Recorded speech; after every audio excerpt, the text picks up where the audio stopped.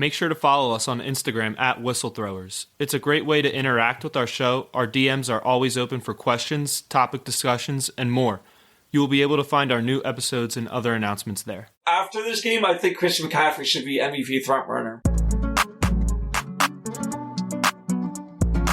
Thanks for tuning into the Whistlethrowers podcast. This is Jack LeVar, joined by Jack Slaymaker and Aiden Tuczynski. And we got a lot of football to talk about again. We'll start off with the Broncos. Russell Wilson's getting benched for the rest of the year, despite not playing horrible at all. Yeah, well, if you ask me. The reason behind his benching is because in his contract, if he does not pass a physical at a certain date in the offseason, he will get cut? No, he will get his contract fully guaranteed. So they benched him for that reason.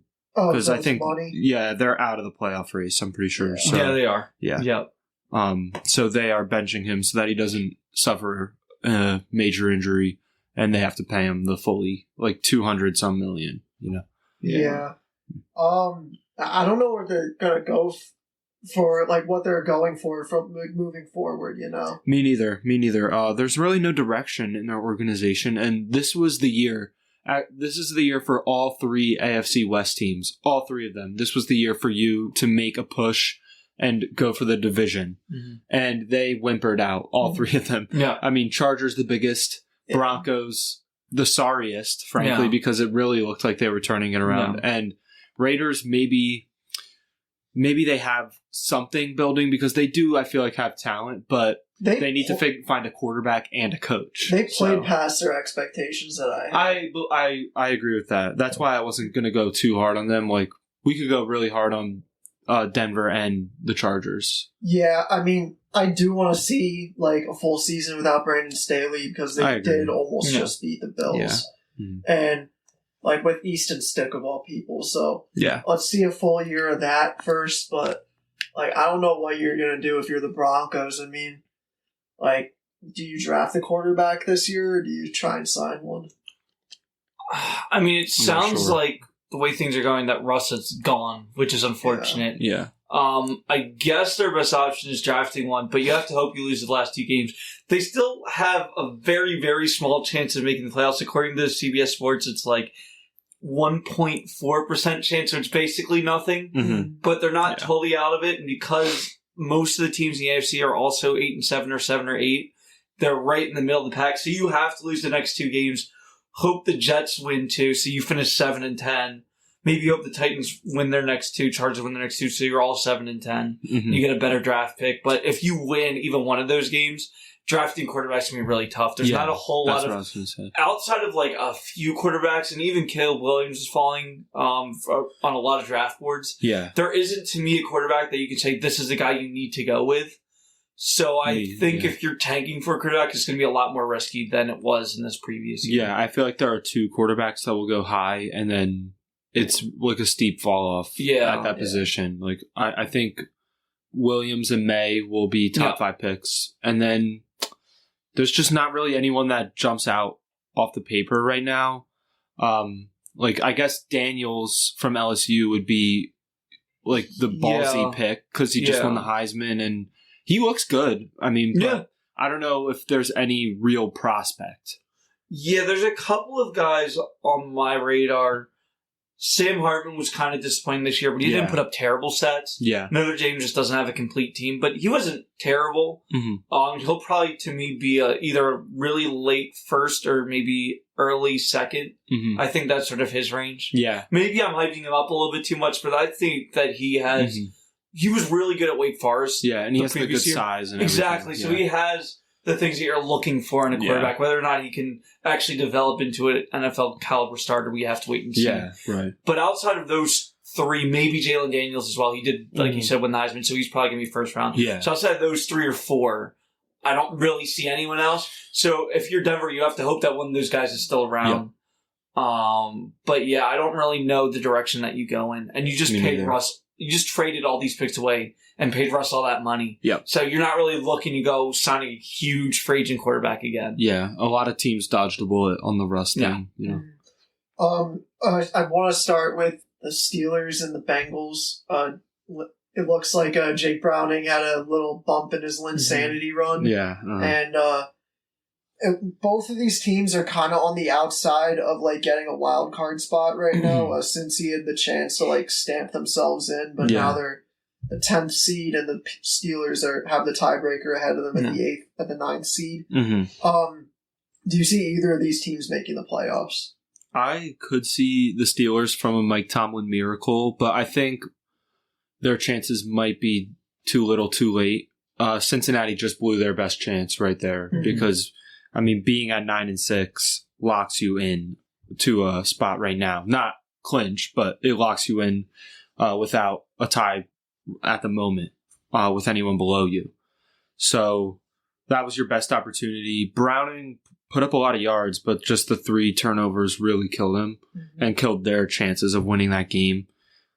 It's kind of disappointing. You know, we were talking about them being the dark horse if they could sneak their way in. Yeah, it just doesn't look like that's going to happen. So Stroud, is he going to come back this year? Do we know? Yeah, I don't think he's ruled out for the year because I think he was still questionable. Yeah, it was still questionable as of last week. So I think I would be shocked if he's not back for these last 2 games, especially division rivals. Right. Yeah, I just wanted to be sure it was just that concussion. So I see them getting in. Do they play Indianapolis, right? They play Indianapolis and Tennessee. Yeah. So 2 teams that I feel like Houston should be. I think that they are that team right now for the 7 seed. And I guess one word answer for this question: who are you starting if you're the Steelers at quarterback next week? Mason Rudolph. Yeah. Okay. We're all in agreement. Okay. Yeah. Okay, we don't need the... You ride the hot hand, I feel like, when you're in that situation. Yeah, and Mitch, I just don't trust in a situation. I don't trust Trubisky or Pickett. I don't trust either of them. So, I will say, I don't think either team, and most of it comes down to the fact they're both really banged up. And have you seen the schedule for both of these teams to finish the season? It's bad. The Steelers have to go at Seattle and then play at Baltimore to close out the season. So maybe Baltimore has the bye and you sneak in that last game, but that's going to be pretty close. And then the Bengals have to play at Kansas City, who are going to want to win, and then versus Cleveland. Oh. Who own them at the moment, yeah. And Cleveland is still right now chasing. I mean, it's probably going to be that they don't win the division. Yeah. I mean, at the moment, Cleveland has the 3rd best record in the AFC. Yeah. That's crazy. So I don't actually... Did Baltimore... Did they clinch the division? No, they haven't clinched the division yet. No. So... Because actually, to build off your point there, Cleveland beat Baltimore twice. Right. So if they lose those... Yeah, so both of those teams have some motivation, at least next week. And so the Steelers or Bengals have to win next week. Hope that the Browns probably lose. Yeah. It's just, to me, either way, it's just not looking good. Just like I said, they're both really banged up at this point. Yeah. They're playing 2 very tough teams. Seattle right now is fighting for their lives for a playoff spot. Yeah. So they're going to want to win. Yeah. So I just don't see it that way. Plus, when you look at the AFC South, all these teams are 8-7. They have more than enough motivation to go out and try to win the division. Yeah, right. So I feel like that there's more going in the favor of those teams, and they're also not as banged up as the Steelers and Bengals both are. Yeah. So I feel like just from that perspective, it's going to be really hard for me to see either of these AFC North teams making the playoffs with it so logged up as it is. Right, yeah. Yeah. I don't want to talk about the Bills-Chargers since we just kind of brushed over that. Yeah, totally. So the Browns beat the Texans, but my question is, are the Browns a Super Bowl contender at this point? Yes, honestly. I believe they are. Flacco looks like he's serviceable enough to where he can get them through a playoff run, and he needs to limit the turnovers. He's had a little too many interceptions, but I think that will come as he plays with the team a little bit more. These next 2 weeks will be huge. And that defense is probably the best defense in the league. Yeah. And it's probably not particularly close. Like, I think there are other great defenses, but I don't know if anyone's on that level. And I don't know if anyone in the league has a player the level of Myles Garrett on their defense. Because he's by far the defensive player of the year this year, right? Yeah. Yeah. I would also, I want to agree, but after seeing the way these top 2 AFC teams have played, I just, and look, I don't want to rule out Joe Flacco because we know he can make amazing runs in the playoffs, but at this point in his career and with how, like I said, there's a lot of teams that are beat up. The Browns aren't an exception to that. If you have Chubb in his running back, I think it's a totally different story, but you don't. That's and look, Ford's been awesome. I don't think anyone would have thought that a backup running back would be doing this for Cleveland. Yeah. And that they'd be winning without Chubb. But I just think with the level of talent that we see from both the Ravens and Dolphins, I think it's going to be really hard for the Browns to try to break through either of those teams. Mm-hmm. And do you think, given what happened in Denver, do you think if Flacco did continue this amazing run and like do big things in the postseason, do you think they'll rip a page out of the Broncos book with Watson? I was gonna say like maybe they don't move with Flacco next year, but maybe no, not that. Yeah, but maybe they look to cut their ties, get him off their books, and then build the team around him because they see not that you can just plug anyone at quarterback, but when you find the right guy, like things will click for you. Yeah, and I mean Watson wasn't even doing this with the team. He wasn't winning the way that Flacco is. And Flacco looked so comfortable with Amari Cooper, which that's another huge thing. Because Amari Cooper's also getting paid by Cleveland. And you want your top receiver to be happy. He didn't seem that happy having Deshaun Watson as his quarterback. No. He seems thrilled to have Flacco. And yes, Flacco has a lot of interceptions. He's struggled a little bit, but when you break the Browns receiving record 4 games into having Flacco as your quarterback, it's pretty talented. Yeah, and like, did you hear what Cooper said to the sideline reporter after the game? No, I didn't hear that. She asked him about what he thought of Flacco, and he just raved about Flacco and the ball he throws. And I'm just saying, it sounds a lot like Nick Foles. Because when Nick Foles was making that run, I remember like Aguilar and Jeffrey being like, spiral is so tight, like it's so easy to catch. And Cooper said a lot of those things where he's like, it's so easy to catch, like it's always in rhythm, like he's just so smart, and he has a great rocket arm. Like, dude. I mean, he's always had a strong arm. People forget some of those passes he had in 2012. Were insane. He made some of those receivers too. Like Jacoby Jones left and did nothing ever again, and he was good with them. Torrey Smith only really had another great year with Philadelphia, and Anquan Boldin is Anquan Boldin, but that offense he was in his prime when he was on. I mean, he was great in San Francisco, but he really I felt like he took another step forward. When he went to Baltimore. So I think that people forget about Flacco because he had such a great prime, but it was so short. Right. And then he bounced around for a while as a backup, but he has the talent still. He has the arm strength. He just needs to cut down the turnovers. I think if we're seeing Flacco and he only had like 10 if he had 10 touchdowns, 2 interceptions, completely different story about how I'm talking about Cleveland. But the interceptions is going to be a problem. You can't, as we saw in the Baltimore game, you can't turn over the ball to them. You have to be able to score on Miami. If you don't, their offense is high-powered enough.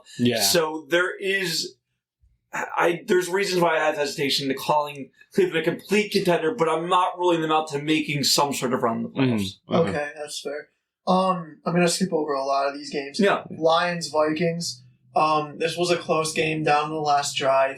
Is it a little concerning that the Lions keep getting like into these close battles with the divisional teams that are not as good as them? I would say yes if it was any division except the NFC North. Okay. The NFC North is known as one of the most physical divisions in football. And these games, no matter what the team's record are, they're always some of those physical games in the regular season. They're always the closest. I mean, there's times where the Lions, we saw this last year with the Lions. They were horrible most of the season, even though they finished 9-8. Until the very end, and then beat the Packers when they had absolutely nothing going for them. They had no playoff spot, and sent Rodgers packing with a loss.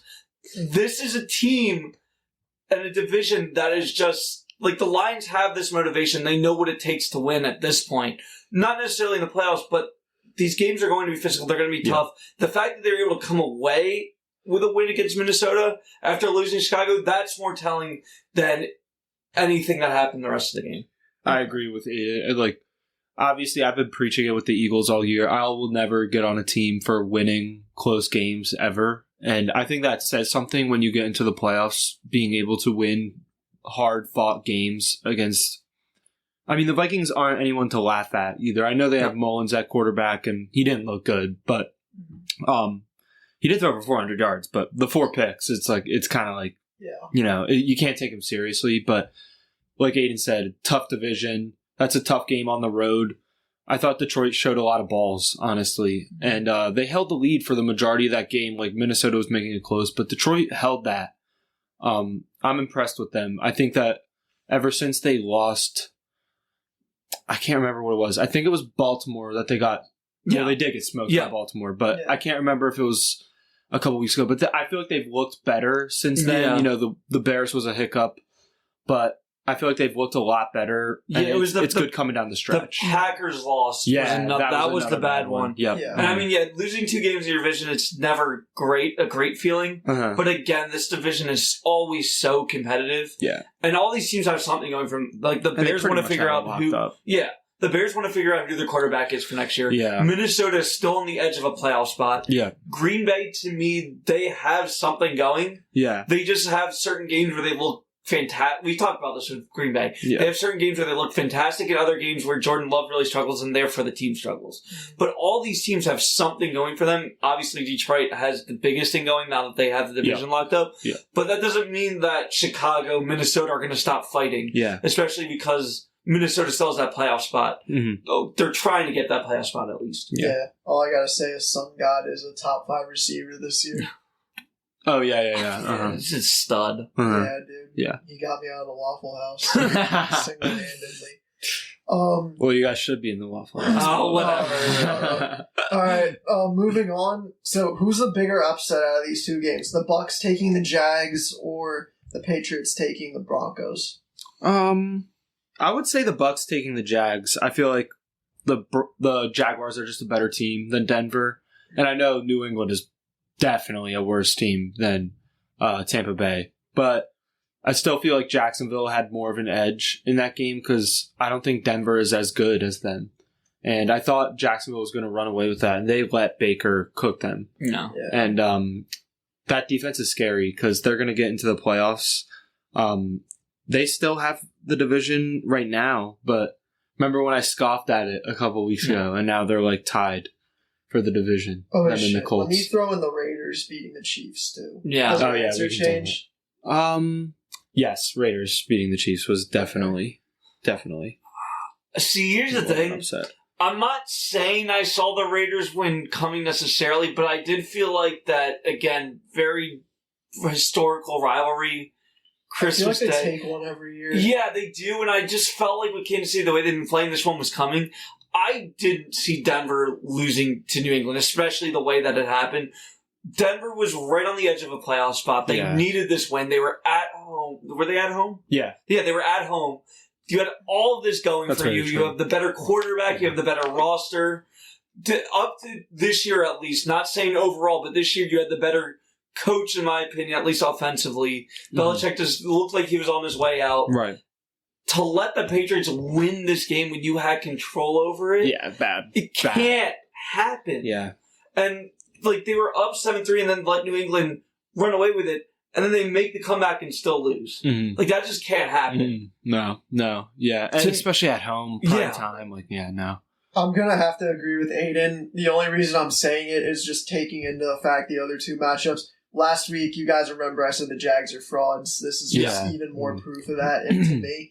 And it didn't even really, hurt them yet for the division. Like, they're tied with the Texans, so let's say... Colts, it's a 3-way tie right now. But, even for the division, let's say Texans win and Jags lose. Jags are now 8th seed, potentially. Yeah. And now the Texans bump up to 4. Yeah. And when you're looking at the Chiefs, although they're not having a great year, they're still going to win that division by a long shot. Yeah. And, it won't change anything really moving forward, but the Broncos had a chance to stamp themselves into the playoffs, and they lost to one of the sorriest teams in the NFL this year. Ramondre Stevenson wasn't even playing. I don't know how their offense exists without him, but this had the most implications to it. Yeah.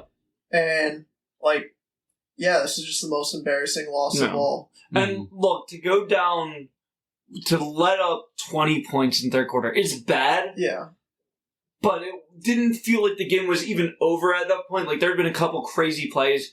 There should have been no reason for that kickoff to be fumbled the way that it was. Yeah. To fumble once, pick it back up, and then drop it again, horrendous. Mm-hmm. But it still felt like that Denver could make enough plays to get back in it, and they did. Yeah. So then like I said, to make that comeback and then lose it, that's just a bad feeling for Denver fans. Mm-hmm. I also gotta say, Baker is playing amazing football. Yeah, right he now. is. Mm-hmm. And, like, they look like a playoff team right now. The Jags are struggling at the worst time of the season. The Bucs are picking up at the best time for them. So if the Bucs match up with Dallas again in that wild card 4-5 in Tampa, do you think Baker has it in him to beat them, to take them down? I think you think so. I don't think he has a try. So the only reason they have weapons. so. Yeah, they have weapons. Well, they do have weapons. The biggest thing I'll say is that Dallas has really been struggling away. Mm-hmm. And people are trying to say that it doesn't matter and that it's just a fluke thing. It does. I don't think it's fluke. No. Especially after Miami. Like, that was great weather that they were playing in. And it was a closer game, but I thought that Dallas had the better roster. Yeah, right. So for it to be as close as it was and then still lose, I don't necessarily see it as a good thing. Well, it's not a good thing, but I see it as a huge red flag if they're being the road team. Yeah. Going into Tampa Bay. And so they're averaging, I think, 40 something, or like close to 40 at home. And then on the road, they average close to 20. That's crazy. And it's like an insane drop off. And I agree with you. It does mean something. Yeah. And Tampa Bay isn't the Tampa Bay of last year where you could carve up their defense and Tom Brady was immobile and he was struggling with his arm. Like, that's not the case this year. They have a run game. Baker is playing hot football. Mm-hmm. They have the same weapons, but it feels rejuvenated offensively. Yeah. I think they have a chance, but I don't think it's going to happen. I don't think he can get it done. Yeah, but honest. Even if you have to go through a physical game against Tampa Bay to start off your playoff run, it's tough. Yeah, and then they'll probably have to go to if you're the 5th seed beaten 4, you'd have to go to San Francisco. Probably. Probably not. If it reseeds, but I'm saying that if they're the only team to pull off the upset. You're right. Then they would go to, like, obviously, we can't predict what will happen. Yeah. But let's say that all the other, let's say 2 and 3 win theirs, and Dallas wins, then you have to go to San Francisco after playing a tough physical Tampa Bay team. Yeah, and this is kind of a year where last year you could have had the chance to run away from San Fran when Minnesota was the team. Well, and I know you look back at that San Fran loss that Dallas had, and it feels even worse than it did before. Yeah. Dallas is going to have to go on the road like this whole playoff, I think. And like we said, they're a bad road team. Yeah, I mean, it depends, I guess, what happens these next 2 games between Dallas and Philadelphia to come down the division. Yeah. Speaking about Dallas, I thought this game was funny because this is the 2 teams that always like try and can't beat a winning record team allegations. And Dolphins got their first official win above a 500 record in like over like 350 days. Is that real? Yeah, well, there was a couple situations where like they beat the Bills like when they were 1-2 this year. Okay. Yeah. So they beat a couple 500 teams, I think. Okay. Yeah, but no team over 500 in like over a year. That's crazy. That's wild. And so is this like showing that the Dolphins are more legit, or is this showing that the Cowboys are still the Cowboys that we know? I think that this shows that the Dolphins are a much better team. Like I said, Dallas to me had the better roster, and yes, Dallas is known for falling in big games. I don't think that's what this was. I think that this was the Dolphins proving that they are a legitimate contender. Yeah. Because to me, the Dolphins... Going back to the Philadelphia game, the Dolphins, to me, aren't a physical enough team, or weren't until this game. But they show that they do have that physicality when they want to play with it. Mm-hmm. Whether they do or not in the playoffs remains to be seen. But to beat Dallas, you have to be physical. Yeah. And that's the way that they played in this game. And I think that's a really, really good sign for Miami fans going into the playoffs. Yeah, I think both statements are true, to be honest. I agree with Aiden that Miami proved that they're a real playoff team and that they are a true contender. For the title, and pretty much a wide open field too. Yeah. But Dallas, I think, proved that they are Dallas. They are the same Dallas Cowboys that we know and love. Mm-hmm. Defensively, they just could not get the stops that they needed. They kept letting Miami drain clock and get into plus territory, and they did hold a lot of times. Miami kicked 5 field goals, I'm pretty sure. So, like, they did do a good job holding them, but you need 3 and outs. You need stops to win these types of tight games, which Miami was getting. And I thought Dak looked good. Dak was he played really well, I thought, but everything around him just wasn't good enough to get going. And one main concern I have for Dallas also, besides the road, their run game, I feel like, is not as good as it has been in years past. Yeah. I don't think they have the same 1-2 punch that they've had. And I think when you lock down Pollard, they become one-dimensional. Yeah. I've been really disappointed in Tony Pollard. Me too. I thought that he was going to be the running back 1. Yeah. He doesn't look like a 3-down back. No. It looks like he gets tired really easily. It looks like that he doesn't have the same speed that he does when he could go in on 3rd down situations or early 1st down situations. Mm-hmm. He looks like he needs another running back. Mm-hmm. And I don't necessarily think the Cowboys made a mistake not re-signing Zeke, but I think that they made the mistake in not going after another running back. Yeah, right. Not replacing him. I was a proponent for Zeke staying in Dallas. Yeah. I kind of thought it was stupid to let him go. I mean, it did make sense back then, like, given that Pollard's production was going up, like, year after year. But, like, Zeke is a good running back. Yeah. Like, he's a really good running back. He's been doing it since he got to the league in, 2016? Mm-hmm. Yeah. Like, I think he's still a starting running back in this league. Me too. Yeah. It wasn't that. It was the fact that he was injured a lot, which this year he's finally been healthy. But it was also the fact that it looked like he didn't want to share touches. Yeah. And I wanted to see what Pollard could do. Yeah. And I think what happened, to me personally, I overlooked the fact that Pollard had never gotten the amount of touches that he's gotten now. Yeah. And I think that's maybe where the Cowboys went wrong as well. Let's see. We had a couple games left. And then... Oh, yeah. Eagles-Giants. Mm-hmm. Yeah. So I was a little confused watching this game. So I heard from one person that DeVito got injured, and I was hearing that he got benched, but he honestly didn't play to the point where I thought he could have gotten benched. Right, yeah. Same with, I didn't think that he was playing that bad. No. I wonder if they just thought they needed a change there, because I'm hearing he got benched. I think that's the official word, that he got benched. I kind of think that's really toxic. Me too. You just do it without a real reason. Yeah, right. Especially you're not playing for anything if you're New York. And Tyrod didn't really do much either. He didn't come in and change anything.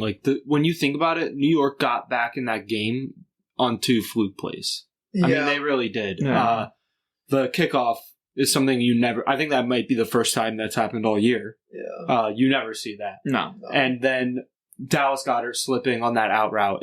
Again, it's just, it doesn't happen. Yeah. And I think in Philadelphia's case, I thought they pretty much dominated every aspect of the game outside of those 2 plays.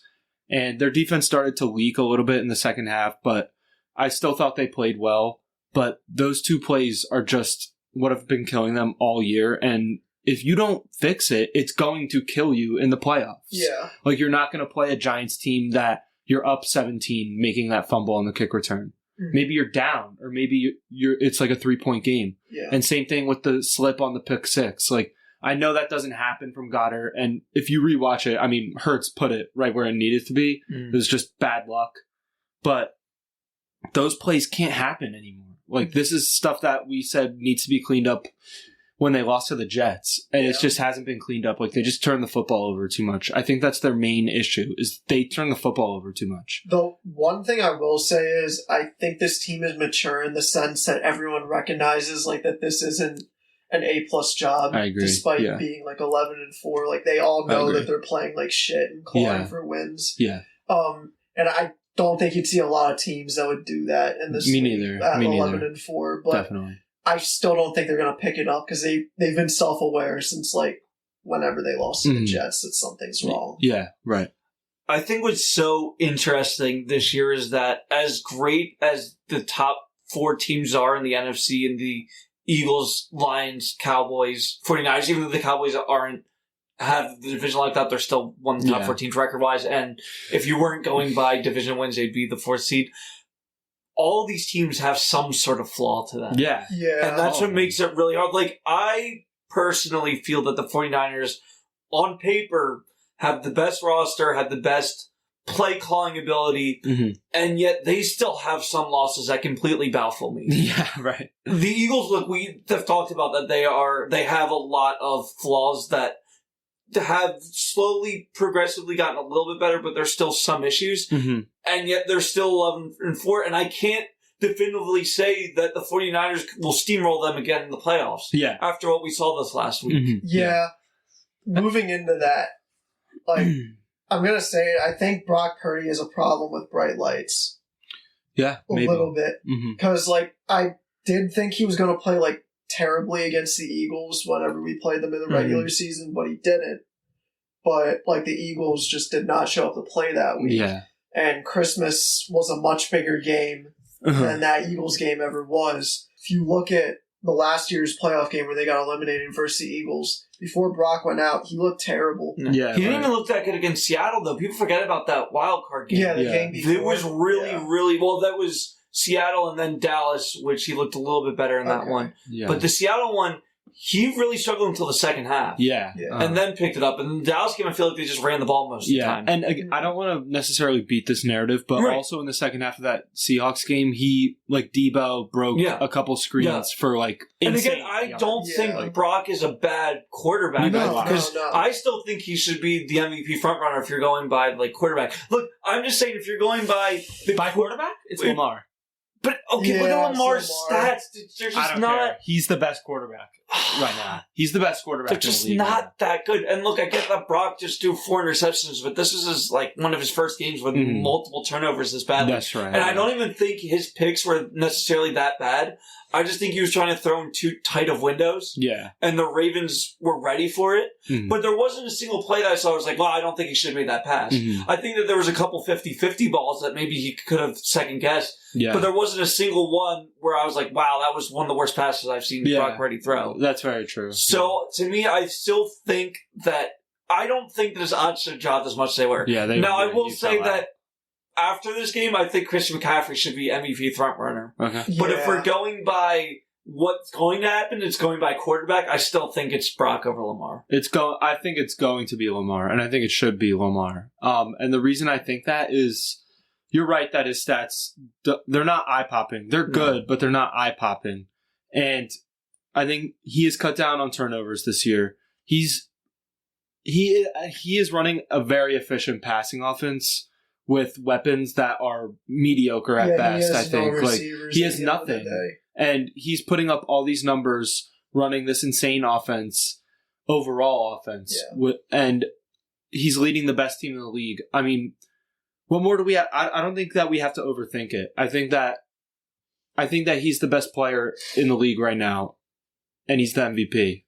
He didn't even lose a beat when Mark Andrews went. Right, yeah, and that's what has impressed me the most. And I will say I am a little disappointed that the receivers haven't broken out. And honestly, I do think part of that is on Lamar Jackson. Yeah. Like, I think that as a quarterback of his caliber, you do at some point have to elevate some of these guys. Like, you have 2 first-round receivers. Yeah, I think Zay had a good Zay is good. He was good. But Bateman has not necessarily, like, I don't think that's consistent improvement. Like I'm not saying it's all his fault, but I think that it is on him a little bit to help that guy produce. And I'm just kind of...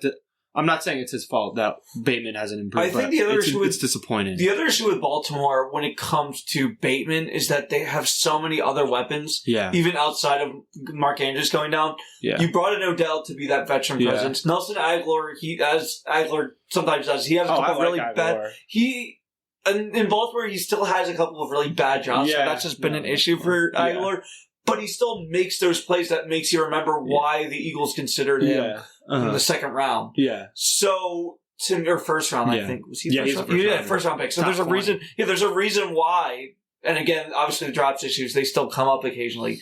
But when you see that you have Odell, Zay Flowers has looked awesome. I think it's just hard to give Bateman the ball. And if Bateman's not going to give himself those opportunities, it's going to be harder for Lamar to do that, especially because he's still looking for that safety net without Andrews. And I mean, he has elevated Likely into a really good tight end, too. Yeah. Like, Likely might get paid somewhere. Because obviously Baltimore is going to stick with Andrews, and they should. But it's funny, you brought up earlier about how each of the top 4 NFC contenders have flaws. I think you could take it a step further. I think every single Super Bowl contender this year has flaws that I think anyone could expose. Yeah, I think they do. I think to me, Baltimore might be the most complete team. Me too. I was going to say that also. They have the best defense. Yeah. Lamar Probably the best pass rush overall now, too. Yeah. Lamar is right now the front runner for the MVP, whether or not I agree with that or not. That's the way it's going. Yeah. They've lost multiple running backs and still haven't lost a beat in the rushing game. Like, I just can't really... The only flaw that they have is that Lamar struggled in postseason games. Yeah. But in the one game, he was substituting for Joe Flacco. Yeah. And the other one, I think it was the Titans, who they just ran the ball with Derrick Henry. Yeah. And at that point, nobody could stop him. And then he beat them the next year. Yeah. So I think, it is very fair that he has struggled in the playoffs. Right. I agree. But I think that he is also, I'll defend him like I defend Embiid. I think he's had good playoff performances. Yeah. And, I don't think Lamar Jackson is a playoff choker. No. I think that's a narrative on him. I don't agree with that. Yeah, I think the team really struggled in that Tennessee game. Yeah. And people, I think, forgot how good he was because of the injuries he had. Yeah. And now that he's staying healthy, people are remembering who Lamar Jackson is and what he can do. Yeah. And I really think we're going to see that in the playoffs, especially with how complete they are. Now, again, there's a lot of teams that can cause upsets. Yeah. I'm not trying to rule out that Baltimore's getting ready for a Super Bowl break because you can't. The way that this I don't think gone, anyone is. No, you just can't. Yeah, I think that the teams that are going to be the most successful are the ones that can mentally prepare for a tough run. Yeah. I think the Eagles have enough veteran experience that yes, they've struggled in certain moments, but they've done it. But they have the roster; they know what to do. Yeah. San Francisco, what was only there 4 years ago, a lot of those guys are still on the team. Mm-hmm. And they've been through a lot of turmoil. Adversity and all that, multiple quarterback changes. They're ready to make a run. And they're coming. Yeah, as the underdog. Right. They think they're the underdog. Yeah. And honestly, that's a great mentality to have if you have the right roster for it. And I think they do. When you look at the AFC, you've got a really athletic squad with the Dolphins that are looking to make that run. Baltimore, I think the biggest thing for Baltimore is having Harbaugh as your coach. Yeah. Who's been through so much, who's won a Super Bowl, who's gone through multiple quarterback changes, who's gone through having some of the best elite defenders to going through sort of a more offensive year. He's done it all. He has Mike Tomlin level of consistency. Better. Yeah. He's better. He's better, yeah. And I know that people are going to say the Tomlin's record, but when you look at what Harbaugh has done with Baltimore, I think it's better. Mm-hmm. But both have won one Super Bowl. And I just think the Ravens have been better, more consistently. I think the Steelers have been equally as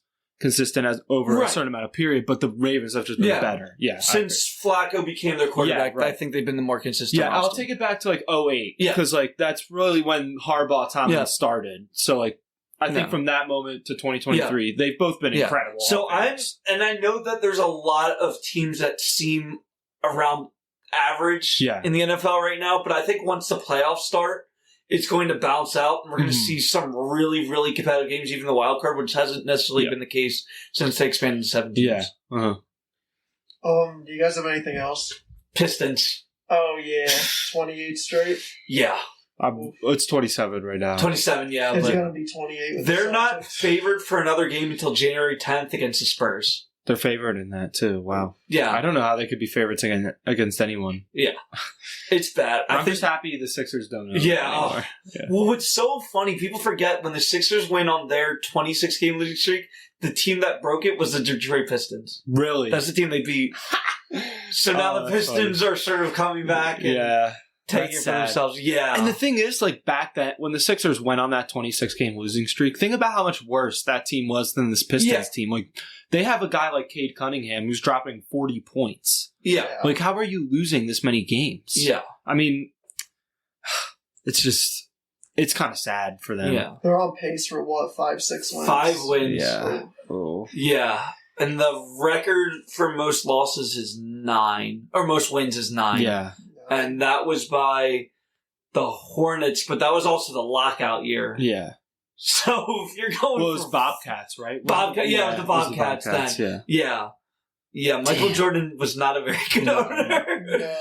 No. So but when you look at just the way that it's happened, it is really sad. Yeah. What's also funny is that since the new century started, Detroit could have the worst teams in all 4 major sports.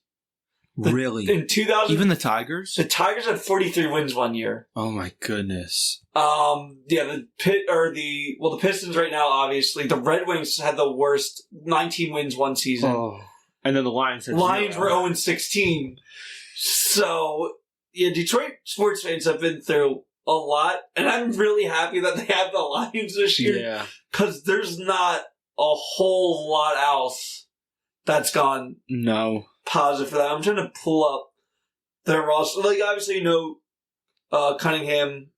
They have Killian Hayes, like Jalen Durant. The rest of the roster, I mean, you got Marvin Bagley, who's like, he's not like, when you go through the roster, you got Bagley, you got Bogdanovich. Yeah.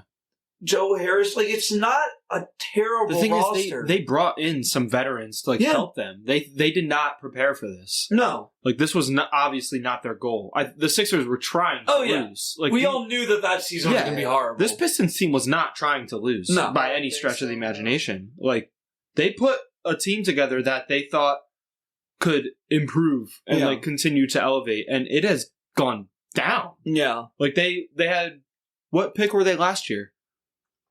They obviously were 1, but were they the worst team? I think they were the worst because they were trying to get the 1. And nowadays, winning 5 games does not guarantee. No, and that's I think the really scary part is that they could only win 5 and not get the first pick. They could literally be out of the top 3, like realistically. And what's so crazy when you look at some of these teams, like there is a lot of blowouts in here, and a couple of really bad blowouts. Yeah. The one to the Wizards was especially bad, but they only lost to Denver by 4. Last month. Yeah. And they only lost to the Jazz by 8. And again, the Jazz aren't like a great basketball team, but they're not horrible either. Yeah. No. And they've been really competitive against the Nets the last 2 games. So to me, it felt like that they knew what was coming. They were trying to break it, and they just couldn't follow through. No. And so the game against the Spurs, I think ESPN gave them something like a 56% chance to win. Yeah. So, and then after that, though, you got Rockets, maybe the win. I think if they don't beat the Spurs, they beat the Wizards. If the losing streak continues this long, I feel like that they're going to break it against someone that we're not expecting. Yeah. But, you're right. I don't see many games that are winnable. And, they go on a West Coast trip coming up. Those are never good. No. They have... Their homestand isn't even really that... Oh, they do have a long homestand after, but they have the Bucks twice on their homestand. Like, this is not good for them. No. I don't see many winnable games. No, I mean, when you're looking into next month, because they could... I'm not saying that you can't win a game. I don't see them beating the Celtics or Raptors. Obviously, it could happen. Something fluky could happen. Yeah. But if we're going into next month, I give them the Spurs game on the 10th, the Wizards game on the 15th, maybe the Hornets game on the 24th. I would say the Hornets game on the 24th is if you don't beat the Wizards or Spurs, that's your most winnable game. Yeah. You got Wizards again. So they can win 3 or 4 games next month. Yeah. Which, I mean, considering how things are gone, you would take that. Yeah. Right. Uh-huh. And I just think if you continue to see improvement from your young guys, at least you can build on that. That's the biggest thing, I think, for them. And if Cunningham keeps playing the way he is, then at least you have some sort of future. Yeah. Mm-hmm. But you want this year to get over as quickly as possible. And I have one more point too. NBA drafts are not as deep as an NFL draft. So getting that number 1 pick is so important, and there's just no guarantee. Yeah. I think that'll do it for this week. We'll catch you next week.